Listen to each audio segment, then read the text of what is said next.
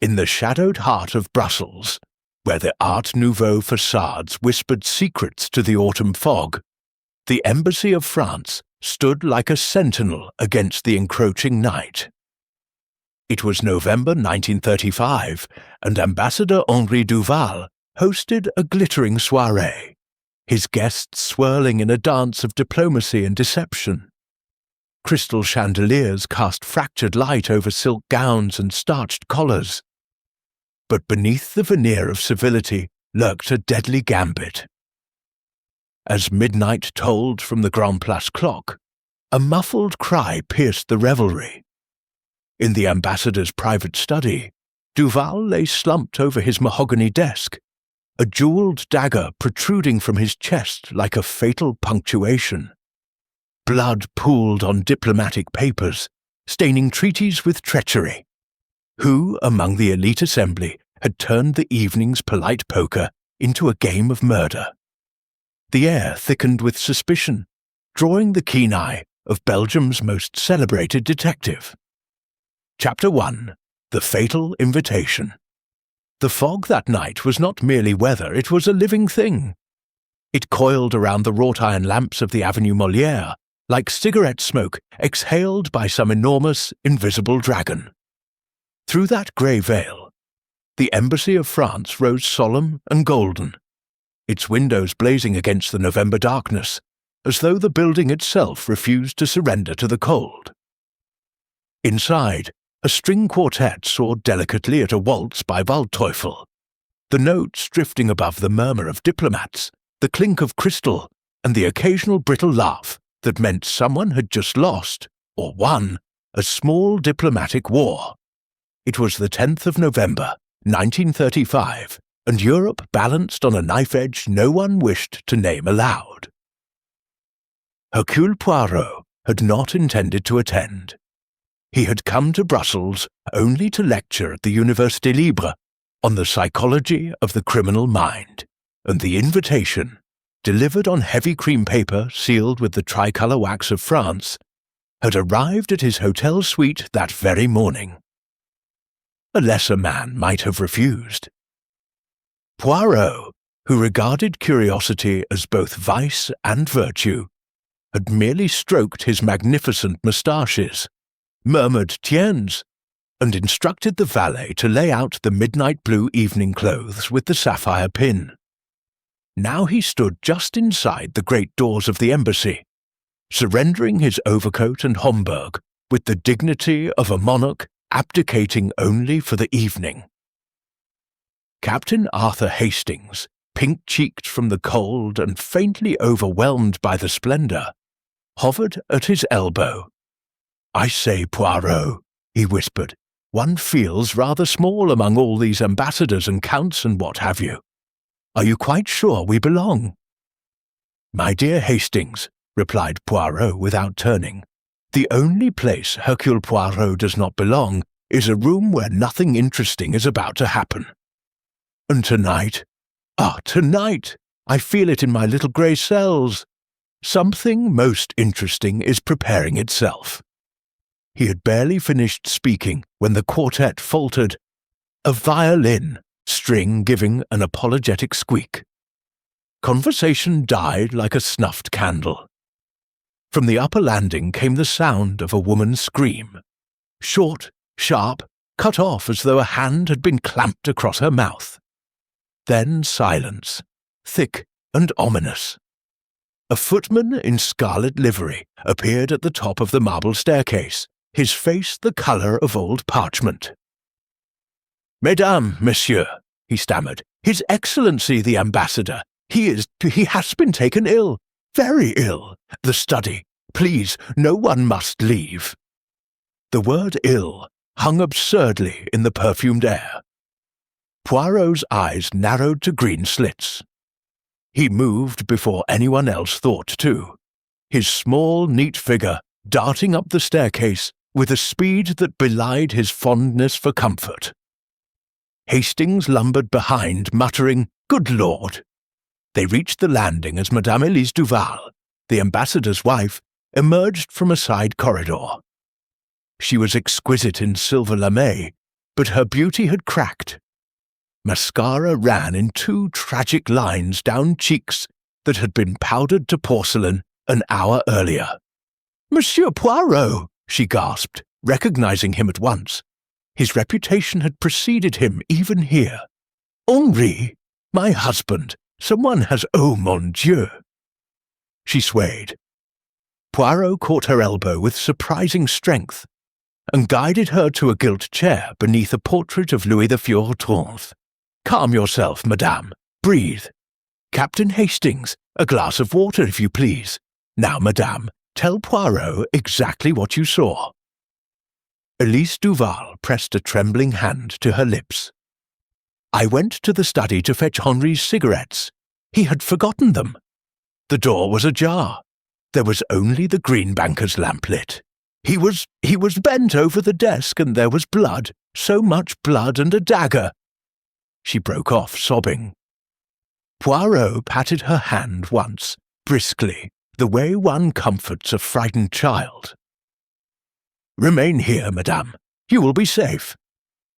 He moved toward the study door, which stood a foot open, a wedge of amber light spilling onto the crimson carpet like spilled wine. 2 Belgian police inspectors were already inside, speaking in low, urgent French. They turned as Poirot entered, and recognition flickered across their faces. "Monsieur Poirot!"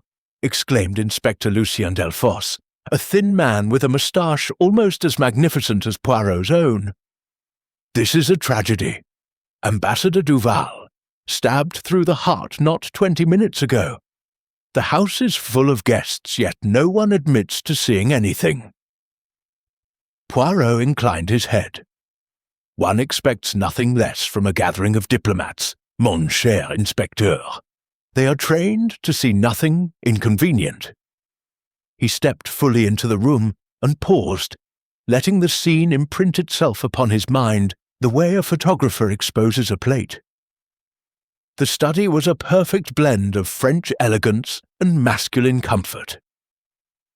Panelled walls the colour of café au lait, a fire crackling low in a marble hearth, and the vast mahogany desk that dominated the centre like an altar. Ambassador Henri Duval lay slumped forward across it, his white tie and tails immaculate, except where the jewelled dagger had pierced his back just left of the spine. The blade had been driven into the hilt. Only the ruby-encrusted handle protruded, winking obscenely in the lamplight. Blood had soaked through the dress shirt, spread across diplomatic correspondence, and dripped in slow, deliberate drops onto a Persian rug that had probably cost more than a Parisian detective earned in a decade. Poirot circled the desk slowly, his gloved hands clasped behind his back. "Observe, Hastings," he murmured. "The angle of entry, downward, yet not steeply. The assassin was either taller than the ambassador or standing on the small library steps yonder. The wound is single and precise. No struggle. The ambassador was taken utterly by surprise." Hastings swallowed. "Good heavens, Poirot! He must have known his killer, trusted him. Or her," Poirot corrected softly. "Never forget the ladies, mon ami. They are capable of the most exquisite surprises." He bent to examine the dagger without touching it. The handle was gold, set with cabochon rubies, and bore the Duval family crest, a swan rampant on a field of azure. "Curious," Poirot said, "a weapon both intimate and ostentatious. One does not bring such a dagger to murder unless one wishes either to terrify or to send a message." Inspector Delphos cleared his throat. "The dagger belongs to the ambassador himself. It was kept in a display case in this very room, part of a collection of Renaissance arms. Anyone in the house tonight could have taken it." "Anyone?" Poirot's eyebrow arched. "We shall see. First, the time of death." The police surgeon, a lugubrious man named Dr. Mertens, knelt beside the body. Rigour has not begun. Body still warm. I would say between 11:40 and 11:55. Poirot glanced at the ormolu clock on the mantel. It read 12:17. The murder had occurred while the quartet still played downstairs, while champagne still flowed, while 100 guests danced or gossiped or plotted the future of Europe. He turned to the French windows that opened onto a small balcony overlooking the embassy gardens. They were closed, but not locked. A faint draught stirred the heavy brocade curtains. Ah, the balcony! The fog is thick tonight, Hastings. One could approach unseen from the garden, enter, strike, and depart like a ghost. Yet the ambassador's back was to the windows. He did not turn. Therefore, he expected no danger from that direction. Ergo, the murderer entered by the door. Delphos nodded reluctantly. The balcony was checked. Wet footprints on the stone. Someone was out there tonight, but they stop at the balustrade. Whoever it was climbed down into the garden. Or up, Poirot said quietly. He moved to the fireplace. The fire had burned low, but among the ashes lay a corner of paper, only lightly singed. With tweezers produced from his pocket like a conjurer, Poirot retrieved it. A fragment of heavy cream stationery, identical to the embassy's official letterhead. Only 3 words remained legible, written in a hurried hand. Betrayal will be... The rest had become ash. Someone wished to destroy evidence even before the body was discovered, Poirot mused. That suggests either extraordinary presence of mind or guilty foreknowledge that the ambassador would soon be past caring. At that moment, a new figure appeared in the doorway. A tall, broad-shouldered man in the uniform of a German military attaché. His face was pale but composed, the cheekbones sharp, the eyes ice blue. Herr Oberstleutnant Victor Lang, Delphos muttered to Poirot. He and Duval quarrelled publicly last month over the Rhineland question. Many heard threats. Lang clicked his heels. Gentlemen, I have been asked to remain with the other guests, but I wish to offer my assistance. This is a tragedy for France, and for Europe. His French was perfect, his manner impeccable, yet Poirot noticed the faintest tremor in the left hand that hung at his side. Most kind, monsieur, Poirot said with a bow so slight it might have been irony. We are all, naturally, devastated. Lang's gaze flicked to the body, lingered on the ruby dagger, then returned to Poirot. If there is anything I can do, there is, monsieur. You can tell me where you were between 11:40 and 12 o'clock. A pause, no longer than a heartbeat, but Poirot marked it. I took a turn on the balcony for a cigarette. The air in the salon was oppressive. Alone? Entirely. How convenient, Poirot said pleasantly. Lang's lips thinned, but before he could reply, a soft sob sounded behind him. Marie Fontaine, the ambassador's private secretary, stood clinging to the doorframe. She was young, perhaps 25, with chestnut hair pinned severely back and eyes made huge by shock. Monsieur Poirot, she whispered, there are letters, in the safe. I think someone has been looking for them. Poirot's gaze sharpened. Letters, mademoiselle. She glanced nervously at Lang, then at the inspectors. I should not speak here. Very wise, Poirot said. We shall talk presently, in private. As Marie retreated, Poirot's attention was caught by another figure in the shadows near the bookshelves. Jacques, the Duval family butler, a man of perhaps 60, with the impassive face of a cathedral gargoyle. He had served the ambassador for 31 years, Hastings would later learn. His hands were clasped before him, but Poirot noticed the knuckles were white. Monsieur Jacques, Poirot said gently. "You discovered the body." "No, monsieur. Madame la Ambassadrice did. I merely raised the alarm. Your devotion is touching. Tell me, did His Excellency receive any private visitors this evening before dinner?" Jacques hesitated a fraction too long. "No, monsieur. Only the usual diplomatic traffic." Poirot smiled. It was not a pleasant smile.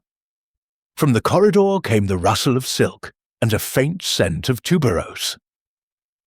Baroness von Klein glided into view, a vision in black velvet and diamonds, her platinum hair coiled like a crown. She was Austrian, widowed, and rumoured to have the ear of half the chancelleries in Europe. "Such a terrible shock," she murmured, her voice a husky contralto. "Poor Henri. He lived for intrigue, and now intrigue has claimed him." Poirot bowed. "Baroness, you were, I believe, a close friend of the ambassador?" Her smile was slow, feline. "Close enough that he trusted me with secrets he would not even share with his wife, but not, alas, close enough to save him." She laid a gloved hand on Poirot's arm. "Find who did this, little man. Europe cannot afford another scandal." Poirot disengaged himself with exquisite politeness. "Rest assured, madame, Hercule Poirot does not fail when the stakes are so high." As the Baroness drifted away, Poirot turned back to the room, his gaze sweeping every detail once more. The overturned brandy glass, the single pearl earring on the carpet near the desk, the faint scuff marks on the polished floor as though someone had dragged a heel. He stooped, picked up the earring with a silk handkerchief, and held it to the light. "A perfect sphere, luminous. Interesting," he said softly. "Madame Duval, I think, favours diamonds this season. Mademoiselle Fontaine wears no jewels at all. The Baroness, emeralds. Whose ear, then, has contributed to our little drama?" Hastings opened his mouth, closed it again. Outside, the fog pressed thicker against the windows. Somewhere in the great house, a clock chimed the half-hour. Poirot slipped the pearl into his pocket, turned up the collar of his imagination, and prepared to descend once more into the glittering, treacherous world of the living. "Come, Hastings," he said briskly. "We have met our cast of characters. Now we must watch them play their parts before the curtain falls a second time." And as they left the study, the ruby dagger seemed to wink once in the lamplight, as though it, too, knew the game had only just begun. Chapter 2. Shadows in the Salon. The great salon of the French embassy had become a cage of gilded bars. The chandeliers still blazed, but their light now felt surgical, exposing every twitch of a lip, every bead of sweat on a diplomatic temple. The string quartet had been dismissed. In their place stood uniformed Belgian gendarmes at every door, silent, immovable, and deeply embarrassing to the assembled representatives of half a dozen nations. Hercule Poirot entered like a small, impeccably dressed thundercloud. He mounted the 3 shallow steps that led to the musician's dais, turned, and surveyed the room with the calm authority of a man who has measured every soul present and found them, for the moment, wanting. "Mesdames, messieurs," he began, his voice light yet carrying to the crystal pendants above. "A crime of exceptional gravity has been committed beneath this roof. Ambassador Henri Duval lies murdered in his study. The Belgian police, with their customary efficiency, have sealed the embassy. No one will leave until Hercule Poirot has satisfied himself as to the truth." A rustle swept the room, half indignation, half fear. Someone muttered in German, someone else answered sharply in Italian. Poirot raised one small hand, and silence fell as obediently as curtains at the Comédie Française. "I require from each of you only 2 things," he continued. "First, that you remain within this salon, or the adjoining anterooms. Second, that you answer my questions with the precision one expects from persons of your distinction. Captain Hastings, if you please, will take notes." Hastings, trying to look official, produced a leather-bound notebook and nearly dropped his fountain pen. Poirot descended from the dais and began to circulate, a neat black figure among taller, more flamboyant ones. He moved first to Madame Elise Duval, who sat on a brocade sofa flanked by two frightened maids.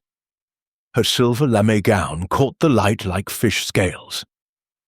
Her eyes were red, but dry now, dry and watchful. "Madame," Poirot said softly, seating himself beside her, "accept once more the condolences of Poirot.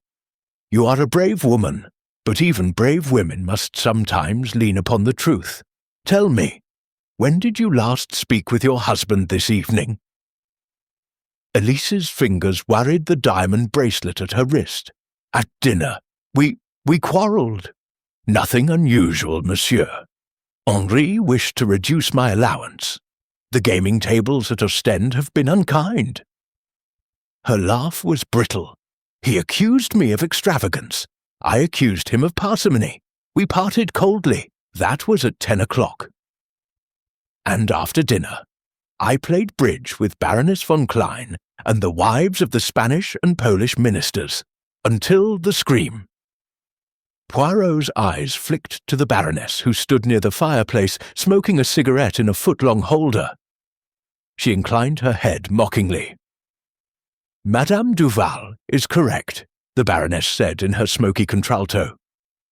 "Elise lost rather heavily. She was distraught. I advised her to take a turn on the terrace to cool her temper." Elise's head snapped round. "I did not go to the terrace." The Baroness lifted one shoulder, a gesture both elegant and maddening. Poirot made a small note in the air with an invisible pencil. "We shall verify the bridge scores presently. Merci, madame." He moved on to Victor Lang, rigid beside a potted palm as though standing to attention before an invisible fur. "Monsieur l'attaché," Poirot said pleasantly, "you were observed earlier this evening in heated conversation with the ambassador in the billiard room." Lang's jaw tightened. "A discussion, not a quarrel. We spoke of the Rhineland. Monsieur Duval believed France could dictate terms indefinitely. I reminded him that history seldom tolerates dictation. And then I left him alive and smoking a cigar. I took a glass of champagne and stepped onto the small balcony off the library for air. I remained there until the alarm was raised. Alone, completely. Yet the balcony overlooks the garden, and the garden path leads directly beneath the study windows. Curious, is it not?" Lang's ice-blue eyes did not waver. "Curious, perhaps. Criminal, no." Poirot bowed and passed on. Marie Fontaine stood near the grand piano, clutching a small beaded purse as though it were a life-belt. When Poirot approached, she flinched. "Mademoiselle," he said gently, "you are the ambassador's private secretary. You knew his habits, his correspondence, his secrets. Earlier you spoke of letters in the safe. Tell me now." Marie's voice was barely audible. "There were compromising letters from a woman in Paris. If Madame Duval had seen them." "Blackmail?" She shook her head violently. "No, the ambassador was ending the affair. The woman threatened to send copies to the Quai d'Orsay and to Madame. He laughed at her. He said he had faced worse threats than a jealous mistress." "And where were you when the ambassador was killed?" "In the secretary's office, typing. I heard nothing until the scream." Poirot's gaze drifted to the butler Jacques, who stood at the service door like a statue carved from disapproval. "Monsieur Jacques, you have served the Duval family for 31 years, I am told. A record of devotion. Yet devotion can curdle into resentment. Tell me, did you perhaps overhear the ambassador speaking harshly to someone tonight?" Jacques' face remained marble. His Excellency was under great strain. The conference in Geneva approaches. There were many telephone calls, many visitors. Visitors who used the garden entrance, perhaps? A flicker, gone as quickly as it came, "I saw nothing of the sort, monsieur." Poirot smiled his cat-with-cream smile and turned away. He paused beside a pier table where a silver tray held the remnants of after-dinner coffee cups. One cup had been overturned. A brown stain spread across the white linen cloth like dried blood. Poirot bent, sniffed delicately, then straightened. "Cyanide," he murmured to Hastings, "a swift and silent poison, yet the ambassador was stabbed. Why prepare poison and then discard it for a dagger?" Hastings gulped. Someone changed their plan at the last moment? Or someone wished us to believe so? At that moment, Inspector Delphos approached, hat in hand. "Monsieur Poirot, the study has been searched. The safe was forced crudely. Papers are missing. And there is this." He held out a single kid glove, pale grey, monogrammed, with a swirling E.D. Elise Duval's glove. The room seemed to inhale as one organism. Elise rose, trembling. "That is mine, yes, but I lost it days ago. I thought it had fallen behind the seat of the motor car." Poirot turned the glove in his small hands. The kid leather was damp at the fingertips, as though it had recently grasped something cold, metal perhaps. "Damp," he said softly. "How very curious for a glove lost days ago." Elise's knees buckled. She would have fallen had Hastings not caught her arm. From the doorway came the measured tread of approaching footsteps. A new figure appeared. Commissaire Paul-Émile Japard of the Brussels Sûreté. A tall, mournful man who looked permanently disappointed with the human race. "Monsieur Poirot," he said without preamble, "the garden has been searched by floodlight. Footprints, small, a woman's shoe, lead from the terrace to beneath the study balcony. Then they vanish, as though the wearer were carried away by a phantom, or climbed a ladder that was later removed." The salon was now so quiet that the ticking of the Sèvres clock sounded like a gavel.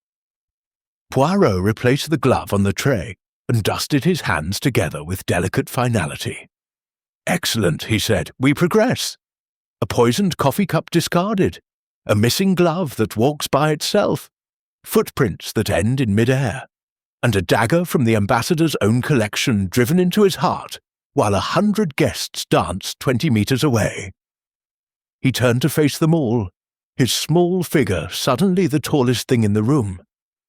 "Someone in this salon is a murderer of exceptional cunning, someone who has played a very dangerous game tonight. But remember this, Hercule Poirot is also playing, and Poirot, mes amis, never loses." He paused, letting the silence stretch until it was unbearable. Then, softly, almost regretfully, "Someone in this room has made only one mistake, but it is enough." Far above them, in the embassy's attic, a board creaked once, as though a weight had shifted. Poirot's eyes lifted to the ceiling. His smile was small, terrible, and utterly serene. Chapter 3. The Secret Correspondence. The fog outside had thickened into something almost solid, a cold white breath pressing against every window of the embassy, as though the night itself wished to enter and see what mischief was afoot. Inside, the great chandelier had been dimmed to half its candles. The reduced light turned faces into masks and turned suspicion into something that could be tasted on the tongue, metallic and bitter. Hercule Poirot had ordered the salon cleared of all but the 5 principals. The lesser guests, attachés, secretaries, wives, had been herded into the winter garden under polite guard. Only these remained beneath the painted ceiling where cherubs cavorted in eternal summer. Madame Elise Duval, upright on a Louis XVI chair, hands clenched so tightly that the knuckles showed ivory. Victor Lang, standing with military rigidity by the fireplace, staring into the dying flames as though they might salute him. Marie Fontaine, seated at the piano but not playing, her fingers hovering above the keys like trapped birds. Baroness von Klein, languid in a bergère chair, one black-stockinged leg crossed over the other, cigarette smoke wreathing her platinum head like incense. And Jacques, the butler, motionless beside the double doors, a figure carved from shadows and disapproval. Poirot walked slowly down the length of the Persian runner that bisected the room, hands clasped behind his back, the patent leather shoes making no sound. "We have reached," he announced, "the moment of the first revelation. The safe in the ambassador's study was forced tonight. Certain papers are missing. Mademoiselle Fontaine, you spoke of letters. It is time you told us everything." Marie's hands dropped from the keyboard with a discordant crash of notes. She stood small and trembling. "They were not love letters," she said, voice barely above the crackle of the fire. "Not in the way you think. They were instructions from Berlin." A collective intake of breath. Lang's head snapped round so violently that his monocle fell and dangled on its black ribbon. "From Berlin?" he repeated, the words clipped and dangerous. Marie nodded miserably. Last spring the ambassador intercepted a courier on the Orient Express. Inside the diplomatic pouch were letters signed by a high official in the Wilhelmstrasse. They outlined payments, large payments, to certain French newspapers, certain deputies, to soften opinion on the question of the Rhineland. The ambassador kept the originals. He was using them as leverage. Elise Duval laughed, a high, brittle sound. Henri? Blackmail? He was too noble for that. "Madame," Poirot said gently, "your husband was a patriot, yes. But patriotism and diplomacy are old dancing partners, and sometimes one steps deliberately on the other's toes." The ambassador intended to lay the letters before the League of Nations at the proper moment. A dramatic gesture. He confided this to Mademoiselle Fontaine because she typed his memoranda. Marie's eyes filled. "He trusted me. And then, 3 weeks ago, he began to receive threats. Telephone calls at night. Unsigned notes slipped beneath the embassy door. 'Return the letters, or suffer the fate of traitors.' He laughed at first. Then the brakes on his car were tampered with on the road to Namur. He stopped laughing. Lang took one step forward. 'And you said nothing of this to the French delegation? To me?' 'You, monsieur.' Marie's voice shook with sudden contempt. 'You were on the list of those receiving money.' The German's face went white to the lips. For a moment, violence hung in the air like a drawn sabre. Then Lang mastered himself. 'That is a lie,' he said quietly. 'A desperate lie.' Poirot raised a hand. 'We shall examine the truth presently. First, another matter. The dagger that killed the ambassador was removed from its display case between 9 o'clock and 11. Jacques, you passed the study door at 9:30 to serve liqueurs. Was the case open then?' The butler's eyes flickered. 'I do not recall, monsieur.' 'Come, you recall everything. It is your profession.' Jacques inclined his head a fraction. 'The case was closed when I passed at 9:30. At 10:15, when I collected the coffee tray, the glass front stood ajar, and the dagger was gone.' 'Thank you. Precision, always precision.' Poirot turned to the Baroness. 'Madame, you left the bridge table at 10 o'clock complaining of the heat. Where did you go?' The Baroness exhaled a perfect smoke ring. 'To powder my nose, monsieur. A lady's privilege.' 'Through the study?' 'Certainly not. Yet your perfume, tuberose and something darker, lingers faintly on the balcony air.' She smiled. 'The balcony is a public thoroughfare tonight, it seems.' Poirot let that pass. He moved to the piano and lifted the lid of the stool. Inside lay a small pile of burnt paper ash, and one half-charred sheet that had escaped the flames. With infinite care, He drew it out.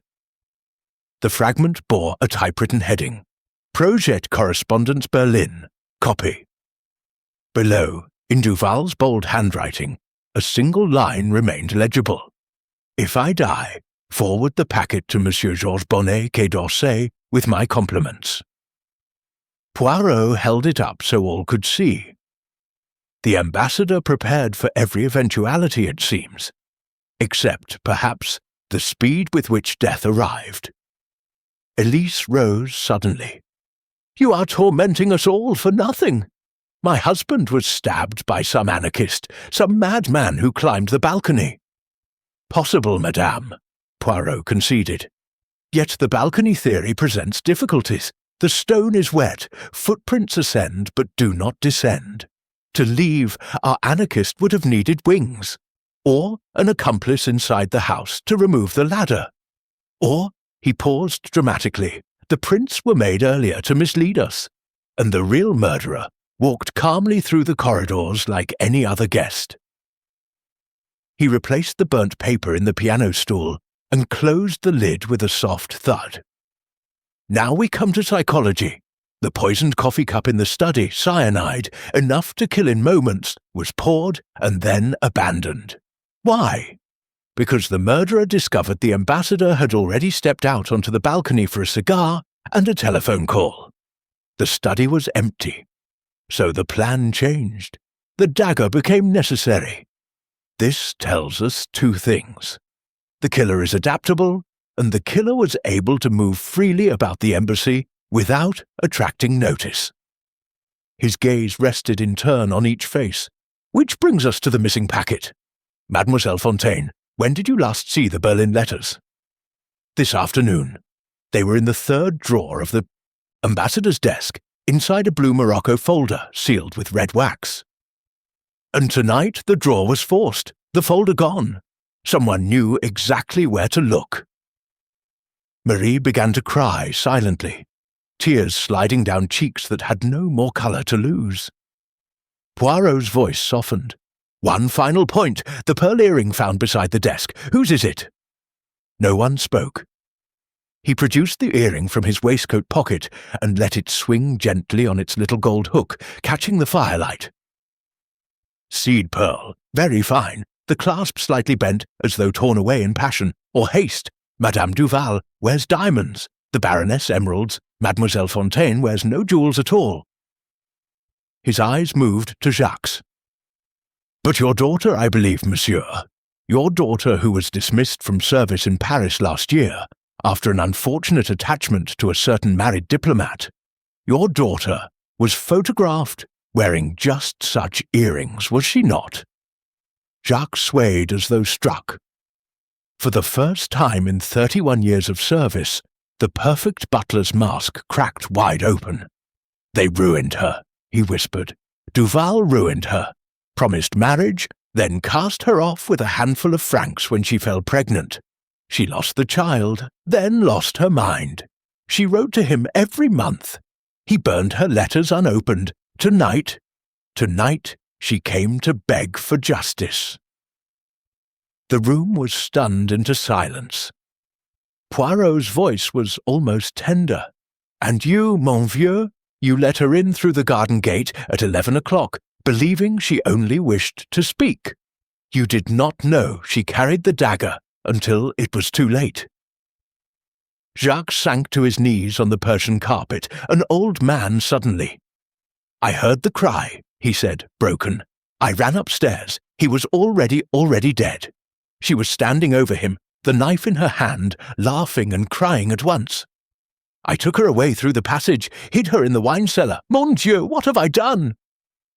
Poirot knelt beside him, placed a small hand on the shaking shoulder. "You have done what any father might do when his child is in peril. But justice, mon ami, belongs to the law." He rose and turned to the others. "The daughter will be found. The letters, I think, she did not take. Her grief was personal, not political, which means the real thief is still among us, and still dangerously desperate." From the corridor came the sudden crash of breaking glass, and a woman's high, keening scream that seemed to come from the very walls themselves. Poirot's eyes blazed green in the half-light. "Quickly!" he cried. "The secret passage, behind the tapestry in the library. The game, mes amis, moves faster than even Poirot anticipated." He was already running, small feet flying over the marble, as the embassy itself seemed to shudder with secrets too long buried. Chapter 4.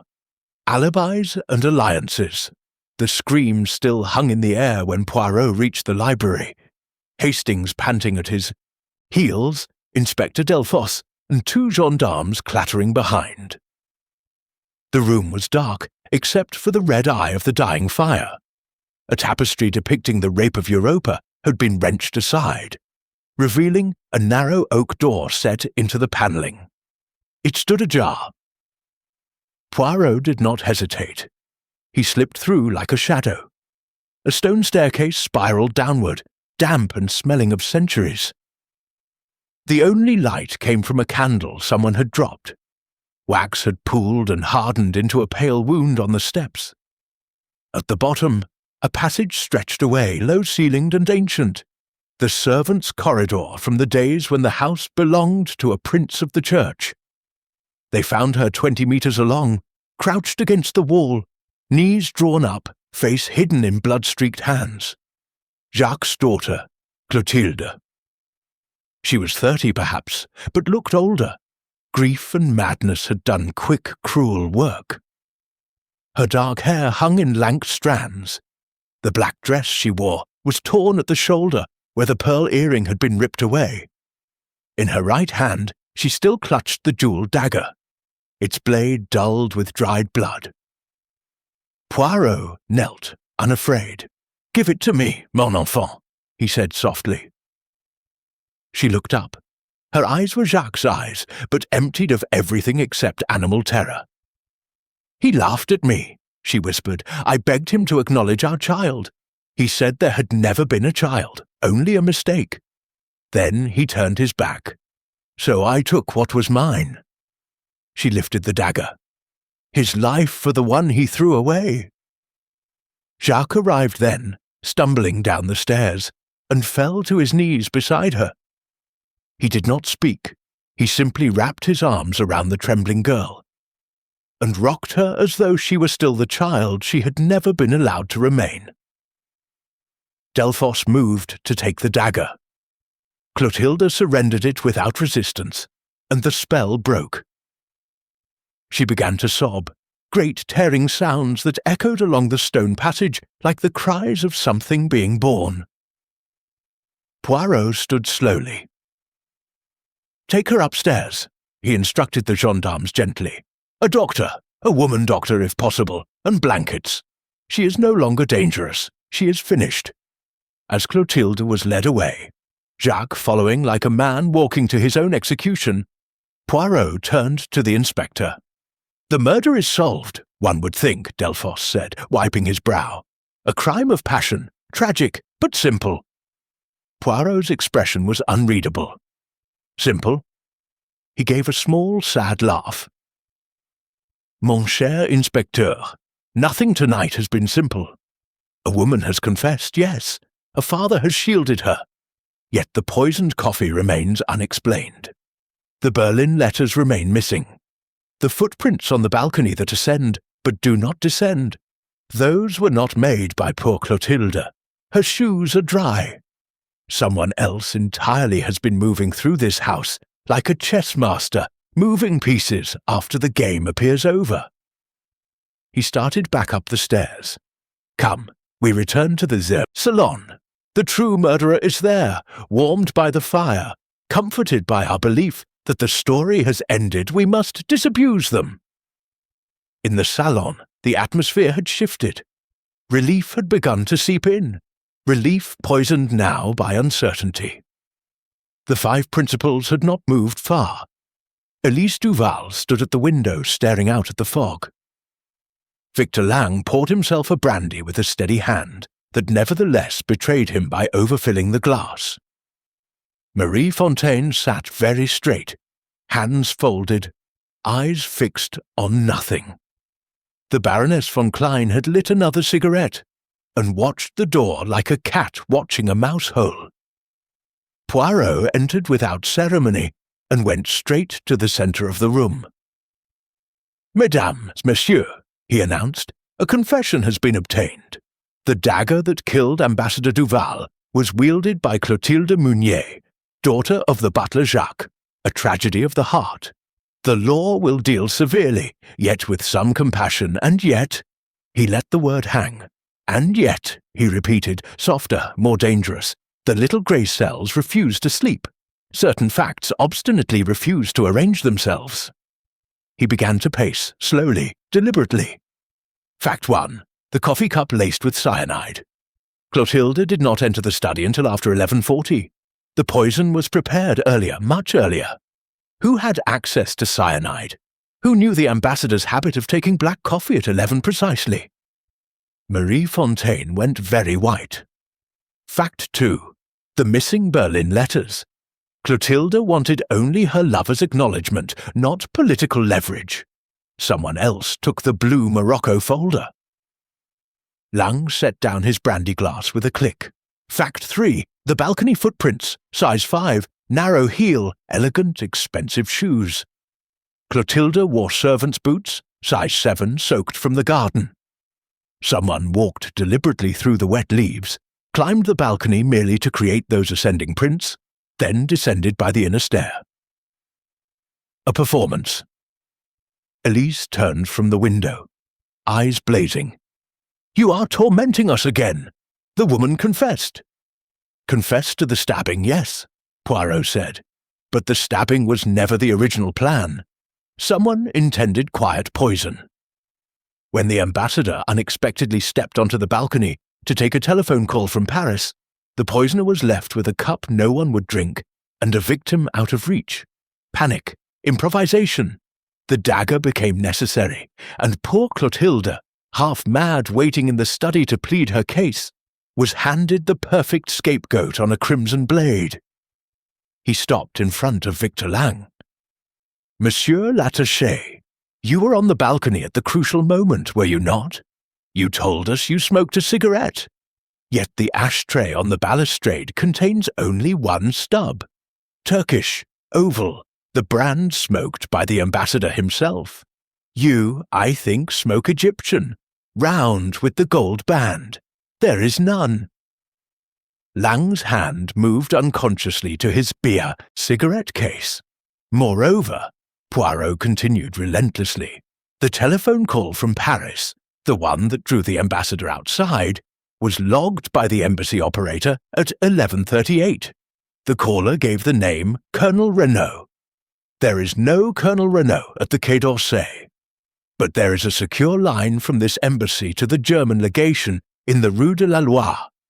A call that lasted 42 seconds, long enough to say, 'He is alone on the balcony now.'" Lang smiled thinly. "Fantaisie, monsieur. You build castles in the air." "Do I?" Poirot produced from his pocket a tiny shred of gold-tipped paper, caught on the balustrade railing. "This came from your cigarette, I think, and this," he held up a single grey kid glove, still faintly damp, "was found moments ago in the secret passage, dropped in flight. Monogram ED. But the stitching, you see, is Viennese, not Parisian. The Baroness von Klein ordered 6 pairs last month from Kerner & Sohn." The Baroness did not move, but the cigarette trembled between her fingers. "2 murderers," Poirot said quietly. "One of passion, one of calculation. Clotilde struck the blow, but another mind conceived the crime, prepared the poison, arranged the telephone call, and left the poor girl holding the dagger while they themselves walked away with the letters they came for." He looked slowly around the room. "The alliance is broken now. One of you will speak. The question is only who will speak first, and who will hang." For a long moment no one moved.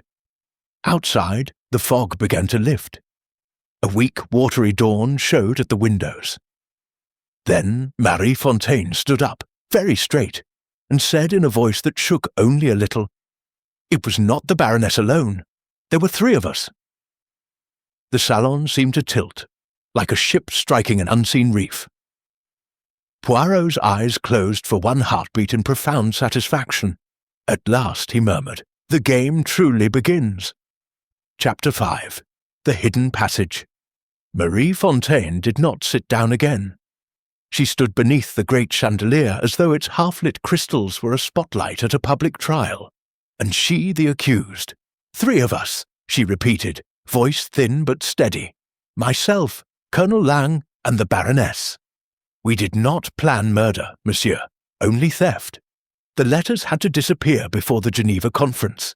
If they surfaced, certain arrangements would collapse. Careers would end. Perhaps war would come sooner than anyone wished."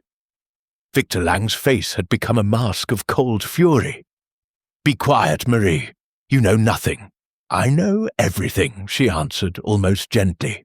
"I typed the memoranda. I took the telephone calls. I watched good men sell their honor for Reichsmarks and Viennese promises." She turned to Poirot. "When the ambassador discovered my own small part, payments to my sick mother in Lyon, he did not dismiss me. He said he would protect me if I helped him expose the ring. Refused. Then he gave me a week to choose. Cooperate or be ruined. Tonight was the last night." Poirot listened without movement, only the green eyes alive. "So you 3 agreed to steal the letters?" he prompted. Marie nodded. "The Baroness supplied the cyanide, colourless, tasteless from a Budapest laboratory. I was to add it to his 11 o'clock coffee. While he drank, Lang would telephone from the German legation, using the name Colonel Renaud to lure him to the balcony for a supposed urgent call from Paris. The Baroness would enter by the garden door. She had a key copied months ago, and open the desk. 2 minutes, no more. Then we would leave, the ambassador dead of heart failure, the letters gone, no suspicion on any of us." Elise Duval made a small animal sound of disgust. "But the ambassador did not drink the coffee," Poirot continued for her. "He received the call, yes, but he took it on the balcony, cigar in hand, suspecting nothing. You, mademoiselle, waited in the secretary's office, heart hammering. The Baroness waited in the garden. Lang waited across the city. And then everything went wrong," Marie whispered. "Clotilde! None of us knew she was in the house. Jacques had let her in through the servants' gate at 11:15, begging her to wait until the ambassador was alone. She hid behind the curtains in the study.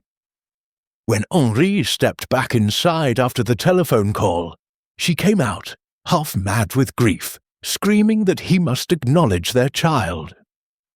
He laughed, cruelly, the way he could when cornered. She saw the dagger on the desk. The Baroness had already taken it from the case to force the drawer, and she seized it. One thrust, he fell without a sound. Silence, thick as the fog outside. "The Baroness was still in the corridor," Marie went on. "She heard everything. Instead of fleeing, she stepped inside, closed the door, and did the only thing possible. She pressed Clotilde's hand around the dagger handle again, to be certain of fingerprints, whispered that she would be protected, and told her to run downstairs to her father. Then she took the blue folder from the open drawer and left by the balcony, descending the ivy trellis like a schoolgirl. I heard the cry and came running. By the time I reached the study, the Baroness was already in the salon, composed, ordering champagne as though nothing had happened. Lang laughed once, a short, bitter bark. "And you, Marie, you did nothing?" I was terrified, but I still believed we could escape. Until you, Monsieur Poirot, began to see too clearly. The Baroness crushed out her cigarette with slow deliberation. "A pretty fairy tale, little secretary. Prove it." Poirot reached into his overcoat and produced the blue Morocco folder. "Proof, madam. Here are the Berlin letters, recovered not 10 minutes ago from the false bottom of your jewel case. Your maid, Thérèse, has a taste for bribery. 1,000 francs was sufficient. The Baroness did not flinch, but something ancient and predatory moved behind her eyes. "Clever little Belgian," she said softly, "but you forget, one does not embarrass certain governments and live long." Poirot smiled. "One embarrasses them constantly, madame. It is my métier." He turned to Lang. "As for you, monsieur, your embassy has already requested your recall. A cipher telegram arrived while we spoke. They prefer a live scandal to a dead hero." Lang's hand slid inside his dress uniform. For one electric second, Hastings thought he would draw a pistol. Instead, the German withdrew a silver cigarette case, opened it, and took out a single capsule. "Cyanide," he said, almost conversationally. The Baroness was not the only one to come prepared. Before anyone could move, he raised it to his lips. Poirot's voice cut like a whip. "No, Captain Hastings?" Hastings flung himself forward, knocking the capsule from Lang's fingers. It rolled across the parquet, coming to rest against Marie's small black shoe. She stared at it as though it were a scorpion. Lang smiled, really smiled, for the first time that night. "It seems I am destined to face a tribunal after all. Perhaps I will tell them how eagerly Paris looked the other way while the Reich rearmed. Perhaps they will listen." The Baroness rose in one fluid movement. "You will say nothing, Victor. Dead men are silent. Live ones can be bought." She moved toward the door with the calm of a woman leaving the opera. Delphos stepped forward to intercept her, but Poirot raised a hand. "Let her go, Inspector, for the moment." The Baroness paused on the threshold, looked back once, amused, almost affectionate, and then she was gone, the tap of her heels fading down the marble corridor like distant gunshots. Marie sank into a chair and buried her face in her hands. Poirot stood very still among the wreckage of the night. "3 conspirators," he said quietly. "1 fled, 1 defeated, 1 broken. And poor Clotilde, the innocent pawn who actually struck the blow, the Ambassador's Gambit, mes amis, has claimed more pieces than even he foresaw." He moved to the window. Dawn had come fully now. A pale wash of lemon light lay over Brussels, turning the fog to pearl. Somewhere, a church bell tolled 6 slow strokes. "Yet the game is not finished," Poirot murmured, almost to himself. "The Baroness does not surrender a queen willingly. Before this day ends, she will make one last move." He turned, and his eyes were bright with something that might have been pity or anticipation. "Hastings, ring for coffee, real coffee this time, and then we wait. In this affair, waiting is the most dangerous part of all." From the hallway came the sudden, sharp sound of a woman's scream. Not Clotilde's mad grief this time, but something rawer, more immediate. Poirot's moustache twitched. "Tiens," he said, softly. "It appears the Baroness has already begun." He was moving before the echo died, the small black figure darting toward the sound with the speed of a man who knows that in murder, the second act is always bloodier than the first. Chapter 6. Pursuit in the Fog.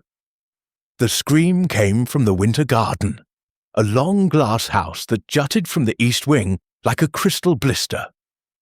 Poirot reached the double doors first, flung them open, and stepped into a world of humid green darkness. Oranges and lemons grew in Sèvres tubs. Vines of stephanotis and night-blooming cereus dripped from iron trellises.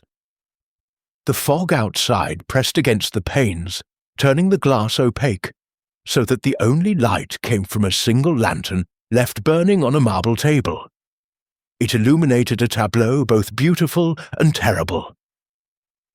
Baroness von Klein lay on her back among shattered pots and black soil, one arm flung above her head as though she had been trying to ward off the sky. A thin stiletto, no longer than a lady's glove, was buried to the hilt beneath her left collarbone.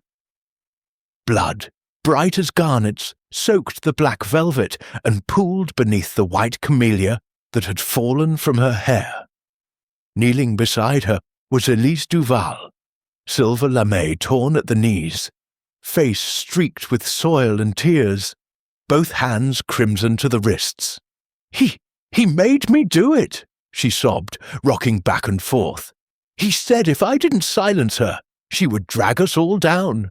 Henri's name, my name, everything." Victor Lang stood behind her, deathly pale, the stiletto's twin still in his gloved hand. He looked at Poirot with the weary calm of a man who has just played his last card and knows the house has won. "Close the doors, monsieur," he said quietly. "This is a private reckoning." Poirot did not move. Hastings, Delforce, and 4 gendarmes crowded behind him. "Private?" Poirot repeated. "Nothing tonight has been private, Colonel. You have turned a diplomatic soirée into a slaughterhouse." Lang gave a small, bitter smile. The Baroness was always careless with other people's lives. She kept a second set of the Berlin letters, insurance she called it. She telephoned me from the ladies' cloakroom 5 minutes ago. Unless I paid her another 50,000 Swiss francs by noon, the letters would reach not only Paris but Moscow. Moscow, monsieur. They have no sense of humour about such things. He looked down at Elise, almost tenderly. Madame Duval overheard the conversation. She has debts, desperate debts. The Baroness promised to cancel them in exchange for one small service, holding me here while she escaped in my car. When Madame refused, he shrugged. The Baroness became persuasive. Madame took the stiletto from my pocket instead. I did not stop her. Elise began to laugh, a high tearing sound that echoed among the glass panes. She said Henri deserved to die, that he had ruined her investments, ruined half of Brussels with his sanctimonious games. She laughed when I stabbed him, laughed. Poirot stepped forward carefully, glass crunching beneath his shoes. "Madame Duval," he said gently, "give me the weapon." Elise looked at her empty, blood-smeared hands, as though surprised to find them weaponless. Lang had already dropped the second stiletto. It lay among the camellia petals like a silver insect. Delphos moved to cuff Lang. The German offered his wrists without resistance. "I should have taken the capsule when I had the chance," he murmured. "A soldier's death is cleaner." Poirot knelt beside the Baroness. Her eyes were open, fixed on the fogged glass roof where dawn made pale ghosts of the climbing roses. A bubble of blood formed at her lips, burst, and she was still. 3 deaths, Poirot said softly. Ambassador Duval, Clotilde's unborn child all those years ago, and now the Baroness, all sacrificed to the same illusion, that secrets can be buried deeper than truth. He closed the Baroness's eyes with 2 careful fingers. Hastings cleared his throat. "Poirot, the letters?" Poirot reached inside the Baroness's black velvet evening bag, still hanging from her wrist by a diamond clasp, and withdrew a thin oilskin packet sealed with scarlet wax. "Here they are. The originals were never in the blue folder at all. She played us like a Stradivarius, keeping the true set upon her person. A gambit within a gambit." He handed the packet to Delphos. "Deliver these personally to the Premier Inspecteur, with my compliments, and suggest that certain resignations might be therapeutic." Delphos saluted, eyes wide with awe. As Lang and Elise were led away, Elise now silent, drained of everything but shock, Poirot lingered among the shattered plants. He picked up the fallen camellia twirled it once between his fingers, then let it drop into the blood. "Poor Elise," he said. "She believed love and money could be separated, like white from yolk. They cannot. They mix, they curdle, they poison everything they touch." He started back toward the embassy proper, then paused at the threshold. "One last detail, Hastings. Yes, old chap. The poison in the coffee cup. It was never meant for the ambassador alone. The Baroness prepared enough cyanide for 2 cups. Had the original plan succeeded, Marie Fontaine would have drunk the second at midnight, when she brought the ambassador his nightly reports. A secretary's suicide. Grief over her employer's sudden death. The perfect full stop." Hastings stared, horrified. Good Lord! She would have murdered the girl in cold blood. She murdered nations in cold blood, mon ami. A girl is nothing. They walked slowly back through corridors that already smelled of beeswax and tragedy. Servants were beginning to stir. Somewhere, a maid was crying over a headline that would never now be written. In the entrance hall, Jacques waited, upright despite the chains on his wrists. Clotilde had been taken to the hospital under heavy guard. The doctors spoke of sedation, perhaps permanent commitment. Jacques looked at Poirot with the eyes of a man who has nothing left to lose. "Will they hang her, monsieur?" Poirot considered. "In Belgium for a woman, and in such circumstances, no. But she will never be free again. Some prisons have no walls." Jacques bowed his head. "Then I failed her twice." "No," Poirot said unexpectedly. "You gave her the only mercy left, someone to remember her name." He placed a small card into the butler's hand, the address of a discreet solicitor in Liège, who owed Poirot certain favours. "For whatever it is worth, mon vieux." Jacques closed his fist around the card as though it were a talisman. Outside, the fog was finally lifting. Weak sunlight touched the wet cobblestones of the Place Brugmann, turning them to dull gold. A newsboy's cry echoed, "Extra! Ambassador assassinated!" The world was already moving on. Poirot paused on the top step, breathing the cold, clean air. "Come, Hastings, breakfast awaits at the Hotel Metropole. Real coffee, croissants still warm, civilized things, and then the first train to Ostende. I find suddenly that I require the sea." Hastings hesitated. "Case closed, then?" Poirot looked back once at the embassy, its windows blind, its flags already at half-mast. "Closed? No, mon ami, merely adjourned. The game, you understand, is never truly over, only the players change." He adjusted his Homburg, smoothed his moustaches, and stepped down into the pale Brussels morning, a small black figure carrying the weight of too many secrets, and the certainty that somewhere another clock was already ticking toward the next midnight. Behind him, the great doors of the embassy closed with the soft finality of a coffin lid. Chapter 7. The Maid's Testimony. The breakfast room of the Hotel Metropole smelled of fresh coffee and warm brioche. Sunlight, thin but honest, slanted through tall windows onto white tablecloths. Hercule Poirot sat very straight, a single boiled egg in front of him, untouched. Captain Hastings, buttering his third croissant, watched his friend with concern.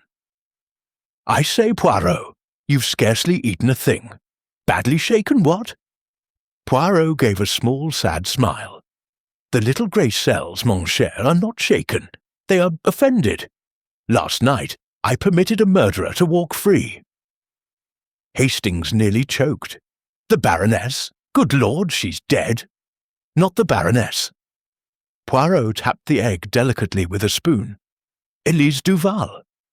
Hastings stared. "But she stabbed the Baroness in front of half a dozen witnesses. Self-defense, surely, or at worst, manslaughter."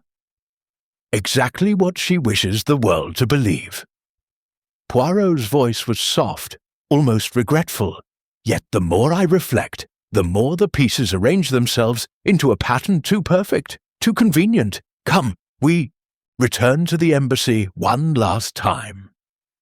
An hour later they stood in the winter garden again. The body had been removed, the blood mopped, the broken camellias swept away, but the air still carried the sweet rot smell of violence. Poirot walked slowly among the citrus trees until he stopped beneath the glass roof, where the Baroness had died. He looked up. Observe, Hastings, the panes are filmed with condensation. Last night, in the warmth of the conservatory, every breath, every movement would have left its signature in the mist. He pointed to a clear curved swipe about 5 feet from the floor, as though someone had wiped the glass clean with a sweeping arm. Someone stood here, he said, and looked out.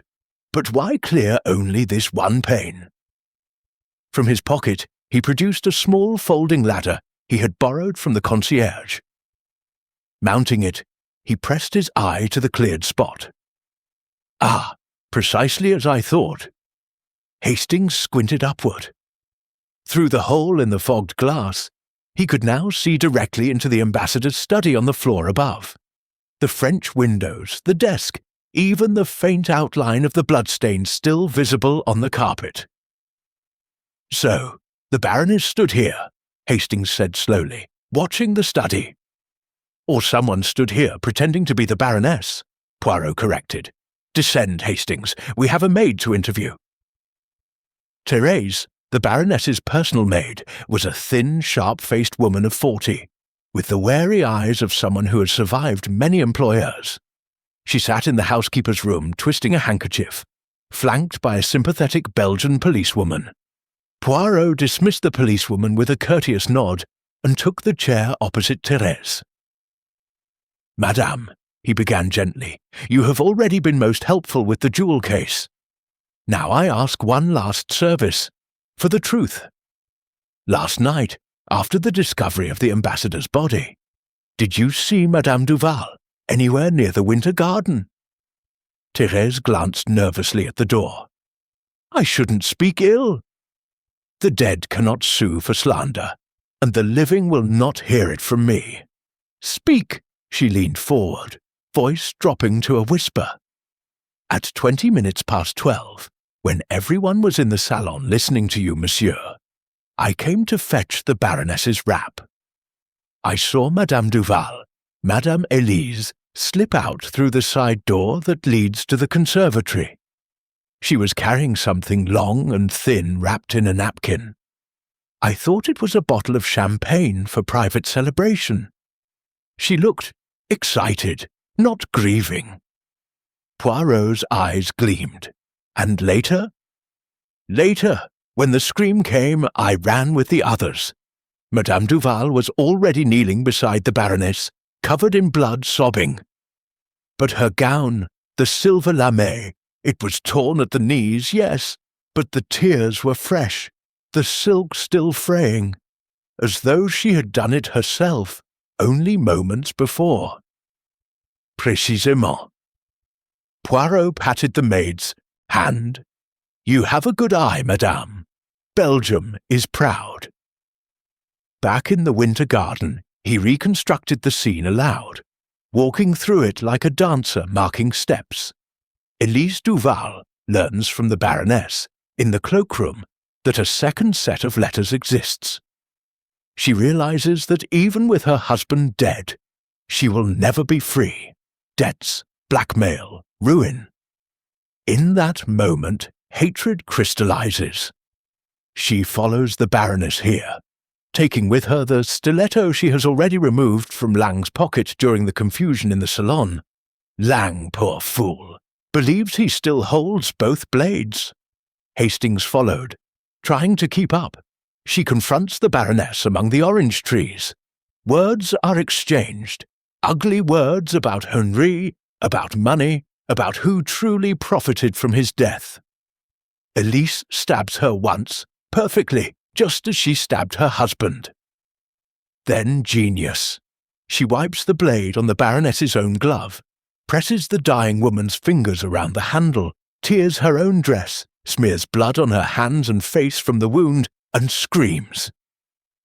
"Good Lord," Hastings breathed. "Cold-blooded doesn't begin to cover it." "Cold-blooded and brilliant," Poirot agreed. She counted on Lang's chivalry. He would rather confess to murder than see a lady hanged, and on my own reluctance to charge the grieving widow twice in one night. A perfect performance. He stopped at the exact spot where the body had lain. One more proof. He knelt, brushed aside loose soil, and revealed a single diamond earring half buried beneath a shattered pot. Elise wore diamonds last night. This one was torn from her ear during the supposed struggle. She overlooked it in the dark. Hastings whistled. Enough to convict her. Enough to arrest her. The rest will come. They found Elise in the ambassador's study, strangely calm, signing papers with the French chargé d'affaires, already arranging the disposal of her husband's estate. She looked up as Poirot entered, and for a moment the mask slipped. He saw pure calculation beneath the grief. "Monsieur Poirot," she said sweetly, "have you come to offer more condolences?" "I have come, madame, to offer you a choice." He laid the diamond earring on the desk beside the bloodstain that had not yet been scrubbed away. "This was found in the winter garden. Your maid places you there before the scream. The angle of the wound on the Baroness matches a right-handed thrust delivered by someone exactly your height. And finally," he produced a small crystal bottle stoppered with gold. "Strychnine, recovered from your dressing table. Enough remained to kill a dozen baronesses. You intended it for her champagne, perhaps, but the stiletto was quicker." Elise stared at the bottle as though it were a snake. "You have no proof," she said at last, very quietly. "I have enough, and Victor Lang, in his cell, is already talking, offering details of your affair, your joint gambling, debts, the forged will you prepared last month, leaving everything to your sister in Montreal, should you meet an untimely end. He blames you for everything, madame. Gallantry has its limits." For a long moment she was silent. Then, quite suddenly, she laughed. The same bright, brittle laugh Hastings had heard in the conservatory. "Henri always said I played poker better than he did. It seems he was right." She rose, smoothing her black skirt. "Very well, monsieur. I confess to both killings. My husband first. He was going to cut me off without a sou. Then the Baroness. She knew too much and wanted too much. Two birds, one very sharp stone." She extended her wrists with theatrical grace. "Shall we?" Poirot did not take them. "No, madame. In Belgium, we do not handcuff ladies until necessary. You will walk downstairs between Inspector Delfosse and myself, like the ambassador's widow you still are. Dignity, you understand, is the last luxury left to you." Elise looked at him for a long moment, something almost like admiration in her eyes. "You are a strange little man," she said. "I think I could have liked you." Poirot bowed. "And I, madame, could never have liked you. That is why I always win." As they led her out into the pale November sunshine, the church bells of Brussels began to toll again, not for the dead this time, but for the living who must now carry their weight. Chapter 8. Double Deception. The small interrogation room in the Palais de Justice smelled of carbolic and old tobacco. A single bulb glared down on the steel table where Elise Duval sat, wrists finely cuffed, yet still managing to look like a duchess, enduring an inconvenient train delay. Inspector Delfosse stood by the door. Two stenographers waited with poised pencils. Poirot entered last, carrying nothing but a thin folder and an expression of profound distaste. "Madam," he began without preamble, "the public prosecutor is generous. Confess fully, in writing, and he will ask for life imprisonment rather than the guillotine. Refuse, and 3 separate juries will queue for the privilege of sending you to it." Elise lifted one shoulder, a gesture that once charmed Paris and now merely irritated Brussels. "Life, death, what difference? The gaming tables are closed to me either way." She glanced at the folder. "What is it you still need, little man? You have your murderer. If anything happens to me, blame Victor Lang. He has threatened my life repeatedly." Edie Elise's eyes flicked to the note and away again. "Ah," she said softly, "you found my insurance policy." "Hidden," Poirot replied, "inside the lining of the Baroness's jewel case, the one place you believed no one would look after her death. You planted it there during the confusion in the conservatory, intending that when the Baroness was found murdered, Lang would hang and you would walk free as the wronged widow. A clever contingency, almost clever enough." Elise smiled without warmth. "Almost is not enough, it seems." Poirot sat opposite her. "Let us end the performance, madame. You planned everything from the beginning, not merely to inherit, but to inherit cleanly. Your husband's death must appear political or passionate, never sordidly domestic. So you recruited accomplices you could discard. First the Baroness. She supplied the cyanide and the promise of debt forgiveness. Then Lang. He provided the distracting telephone call and the stilettos, useful both as weapons and as props to implicate him later. Finally, poor Marie Fontaine. She was to drink the second poisoned cup and die as the heartbroken secretary who killed her employer and then herself. But Clotilde's madness ruined the timing. When she stabbed Henri with the dagger the Baroness had already placed ready, you saw opportunity. You allowed Clotilde to be discovered, allowed Jacques to shield her, allowed me to believe for a time that the crime was one of passion. Meanwhile, you removed the Berlin letters yourself, during the very first search of the study, when everyone's attention was on the body, and hid them in the Baroness's jewel case, planning to retrieve them later at leisure. The Baroness, however, discovered the packet missing and guessed your game. She telephoned Lang, demanded payment, and threatened exposure. You followed her to the Winter Garden, killed her with Lang's own stiletto, planted your little note, and staged the hysterical scene we all witnessed. A triple deception, the crime of passion, Clotilde, the crime of espionage, Lang and the Baroness, and beneath both, the crime of a greedy wife who intended to sell the Berlin letters herself to the highest bidder once the dust settled. Elise clapped slowly, the cuffs chiming like ironic bells. "Bravo, monsieur! You have written my biography better than I could. There is only one detail you lack." She leaned forward, eyes glittering. "Proof that I ever touched the letters. The oilskin packet you found bore only the Baroness's fingerprints. Mine are nowhere." Poirot allowed himself a small, cat-like smile. "Madame, you disappoint me. You believe fingerprints are the only traces a human being leaves?" He produced a final object, a single grey kid glove, the mate to the one found earlier. This was discovered an hour ago inside the cistern of the ambassador's private lavatory, weighted with a silver hairbrush so it would not float. Your monogram ED, but the Viennese stitching. You wore the Baroness's gloves to handle the letters, then attempted to destroy the evidence. Unfortunately for you, the embassy plumbing is old and sluggish. The glove clung to life, like truth.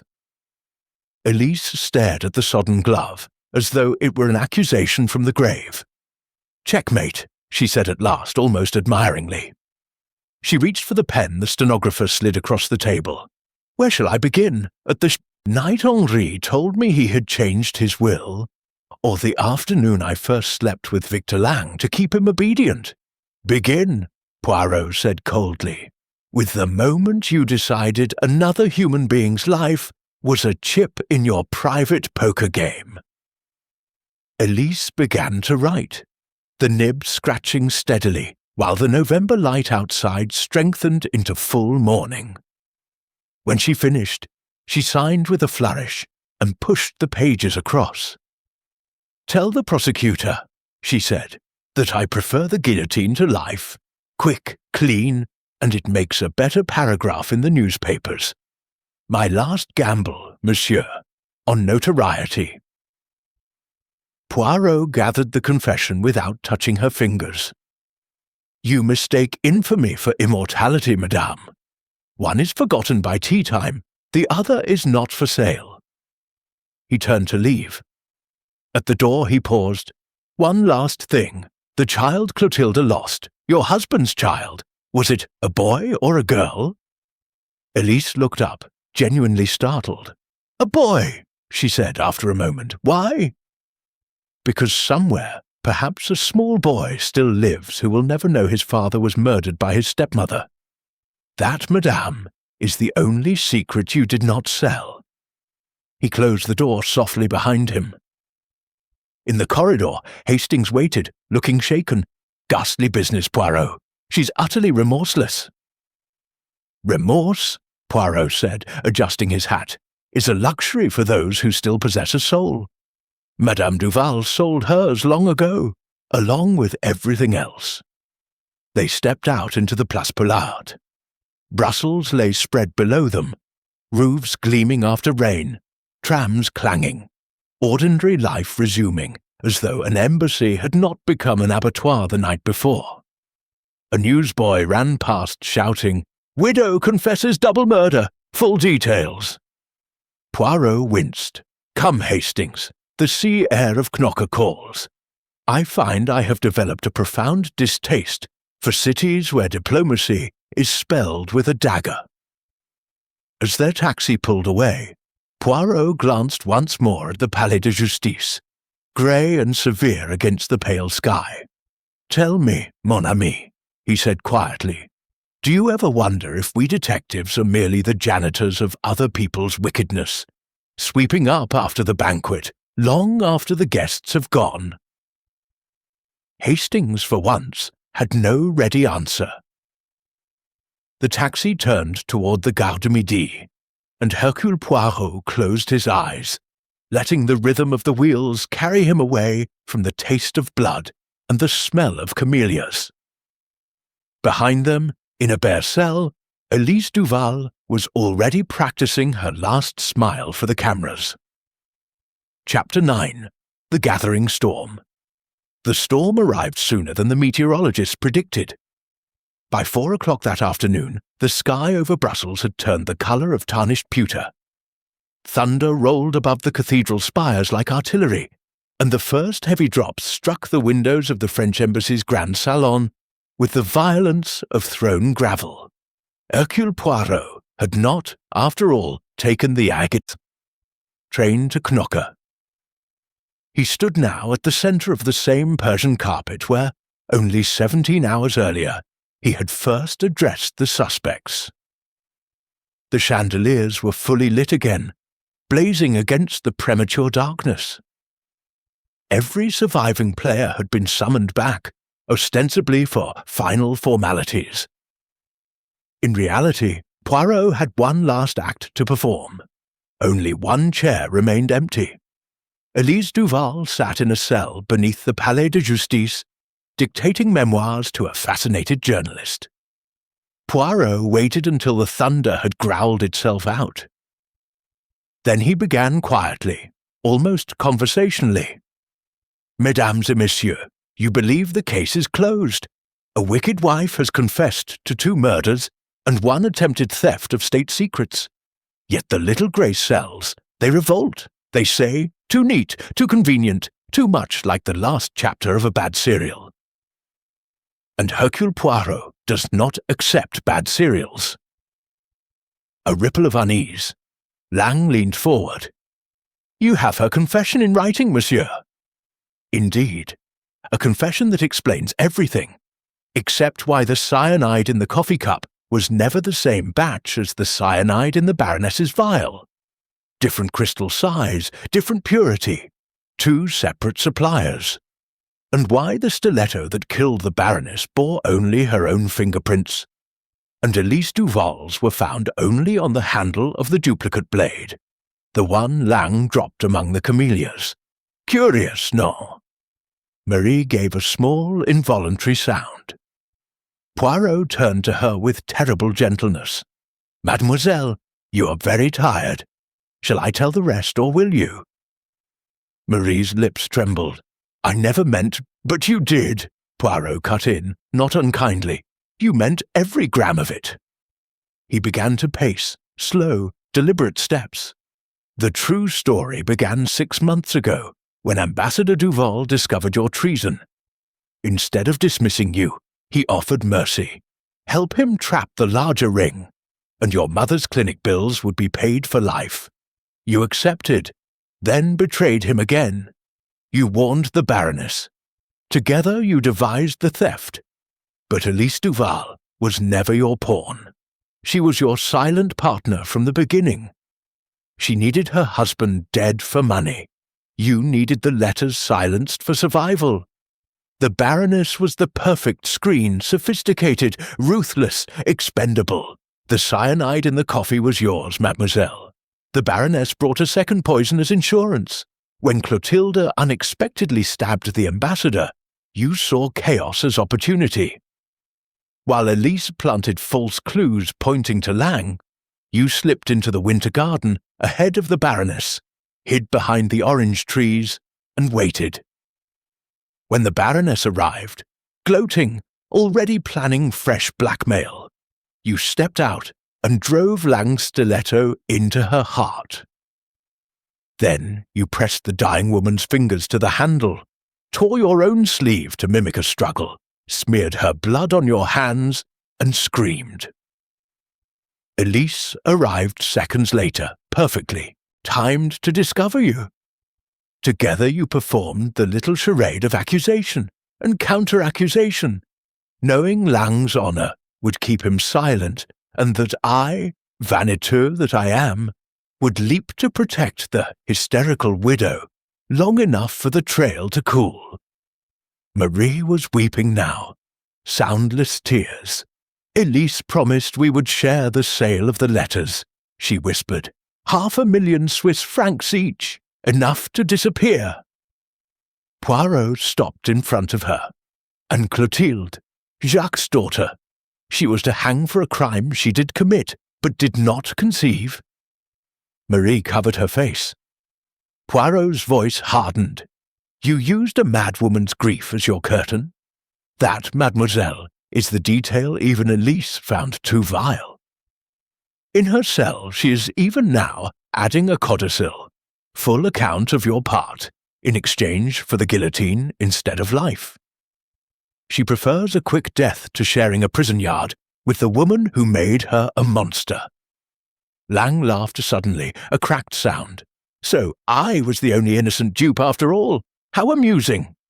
Not innocent, Poirot corrected, merely less guilty. You supplied the weapons, the telephone call, the distraction. You will be deported, not hanged. There is a difference. Jacques rose slowly, as though his bones were made of glass. And my daughter, monsieur? Will she hang now? Poirot's eyes softened. No, the prosecutor had seen the medical reports. Clotilde will be committed to the asylum at Tournai for life. It is not justice, perhaps, but it is mercy. Jacques bowed his head, tears falling onto the carpet that had once been his pride. Outside, lightning split the sky, illuminating the room in a white flash. For an instant, every face looked skeletal, every secret stripped bare. Poirot raised his voice above the following thunder. The ambassador's gambit was never the letters. It was trust. He trusted his wife, his secretary, his allies. All betrayed him, and yet he reached into his pocket and drew out the oilskin packet. The letters will reach Geneva after all. I took the liberty of photographing every page before returning the originals to the Quai d'Orsay. Copies are already on their way to London, to Washington, to Moscow. Europe will know who sold her honor, and for how much?" He placed the photographs on the table, like a hand of cards laid face up. "Checkmate, mesdames et messieurs. The game ends not with a murder, but with truth." Marie stood suddenly, wild-eyed. For a moment, Hastings thought she would bolt. Instead, she walked to the window, pressed her forehead to the cold pane, and spoke so softly only Poirot heard. "I wanted to save my mother. That was all I ever wanted." Poirot answered in the same undertone. "You might have asked for help, mademoiselle. Instead, you chose murder. There is no absolution for that choice." Lightning again. Closer. The lights flickered. In that heartbeat of darkness, Marie moved.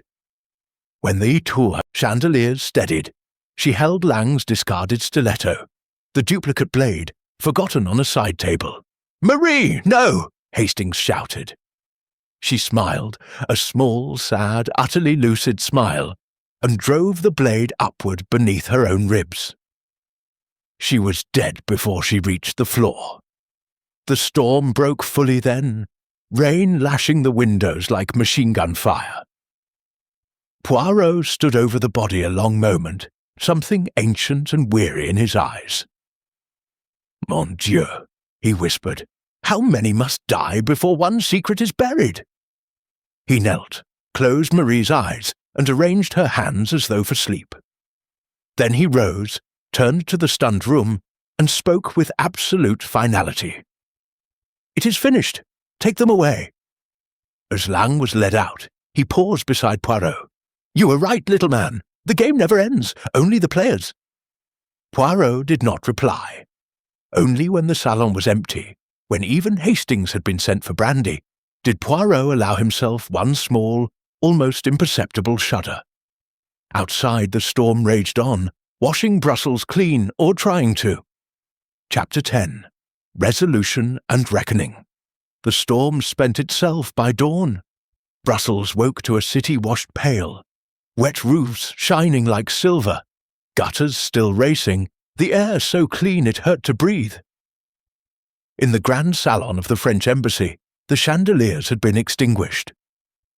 Only the cold November light from the tall windows remained, falling without pity on the places where 3 people had died in the space of one night.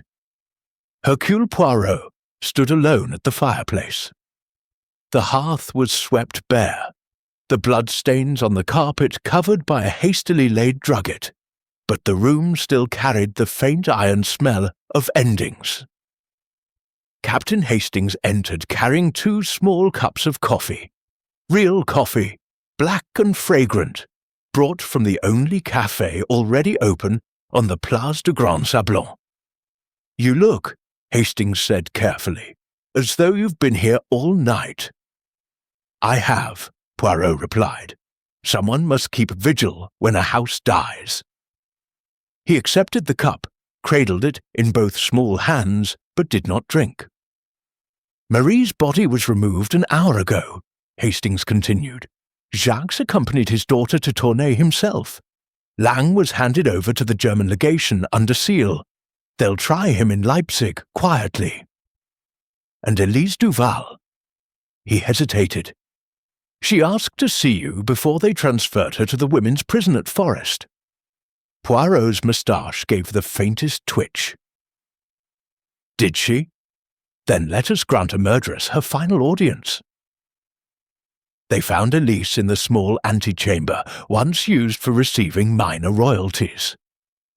The black dress had been replaced by a plain grey prison shift, yet she wore it as though it were couture. Her wrists were cuffed, but she held herself like a woman who still expected the world to bow. 2 guards stood outside the open door. Poirot dismissed them with a glance. Elise studied him for a long moment, then smiled, genuinely, almost affectionately. "You won, little Belgian, completely." "Victory," Poirot said, "is a word I reserve for happier occasions." She shrugged. "Call it what you like. You unmasked us all, even poor Marie, who thought sentiment could be weighed against cyanide and found wanting." Her voice softened. "Was she in much pain?" "Very little. The blade was merciful." "Good." Elise looked out at the wet courtyard, where a single plane tree dripped steadily. "I hated her at the end, you know. Not for betraying me, she never really did, but for reminding me that once, long ago, I might have been capable of loving something more than money. That was unforgivable." Poirot said nothing. She turned back to him. "Tell me one thing honestly. When did you first know it was not simply my husband's greedy wife?" "The moment you wept too perfectly in the winter garden," Poirot answered. "Real grief is untidy, madame. Yours was choreographed." "And then the camellia in the Baroness's hair, placed there after death, by someone who knew the language of flowers. White camellia, perfect love, you were signing your work." Elise laughed softly. "I always did have a flair for the dramatic." She extended her cuffed hands. "Will you do me one small kindness? Shake my hand. No one else will ever touch me again without contempt." Poirot looked at the offered hands. Elegant still, the nails manicured even now, and for a long heartbeat Hastings thought he would refuse. Then, slowly, Poirot took them in his own small, warm ones. "Madame," he said quietly, "you are a monster. But even monsters were children once." Elise's eyes filled, not theatrically this time, but with real tears that spilled over and ran down the prison-pale cheeks. "Thank you," she whispered. Poirot released her and stepped back. The spell broke. The guards returned. The door closed. The sound of her footsteps receded down the corridor like the last notes of a requiem. Outside, the sun had risen fully. The embassy staff were beginning the melancholy business of packing crates, files, portraits, the ambassador's collection of Renaissance daggers, -1. The tricolour flew at half-mast, soon to be lowered forever. Poirot and Hastings walked slowly down the great staircase for the final time.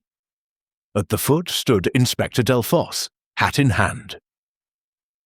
"Monsieur Poirot, the Premier has telephoned personally.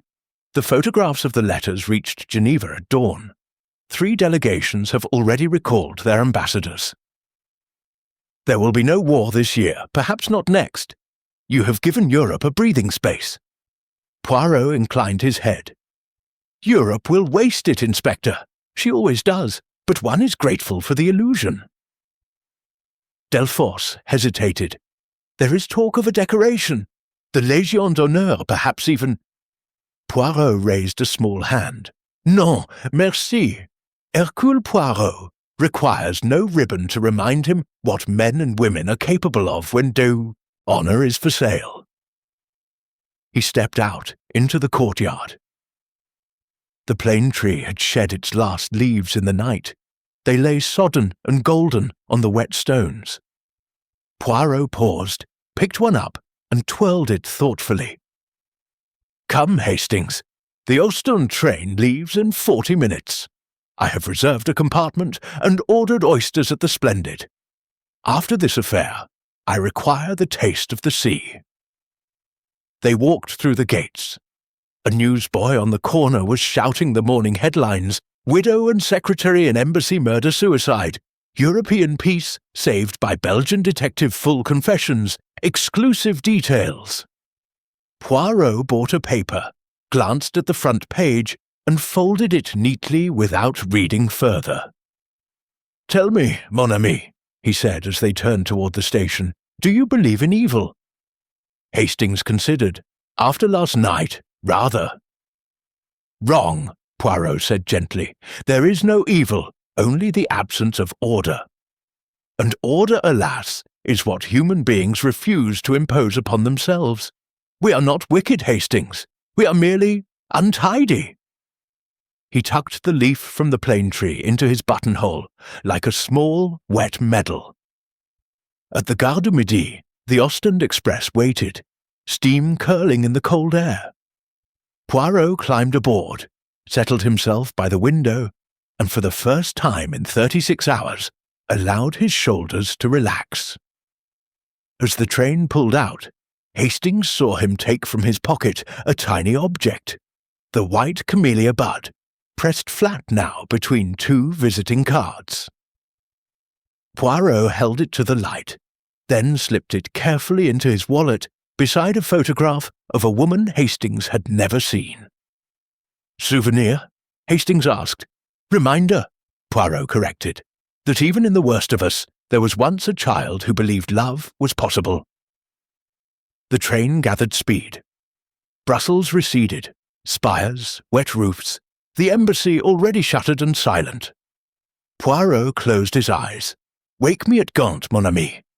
And if the oysters are good, we shall drink a small glass of muscadet to the memory of Ambassador Henri Duval, who tried to play chess with vipers and discovered too late that some games have no winners." Outside the window, Flanders rolled past under a sky scrubbed clean. For a little while, at least, the guns were silent. In the quiet compartment, Hercule Poirot slept, the sleep of a man who has looked into the abyss, and, for today, has forced it to blink first. Fade to the rhythmic clatter of wheels on steel, and the distant, eternal sound of the sea.